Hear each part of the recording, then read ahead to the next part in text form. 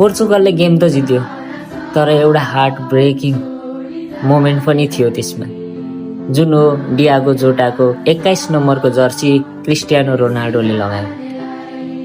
अब रोनाल्डोको हेटर्सहरू धेरैजना छन्, तर उनले गर्ने रेस्पेक्ट र उनले गर्ने आदर सम्मान कसैले देख्दैन। उनलाई हेट मात्र गर्ने धेरै छन्, तर उनी एउटा जिम्मेवार नागरिक पनि हुन्। उनले आफ्नो साथीलाई बिर्सेको छैन, यानि कि उनको टिमले नै बिर्सेको छैन। अझै पनि उनी सम्झनामा सीमित रहे पनि उनीलाई कसैले बिर्सेको छैन, हामीले पनि बिर्सिनु हुँदैन। डियागो जोटाको 2025 जुलाई 3 कार एक्सिडेन्टमा डेथ भएको थियो र आज जुलाई 3 पोर्चुगलले गेम जितेर आफ्नो साथीको सम्झनामा भए पनि क्रिस्टियानो रोनाल्डोले जर्सी लगाएका छन्। हामी नेपालीले पनि बिर्सिनु हुँदैन उसलाई।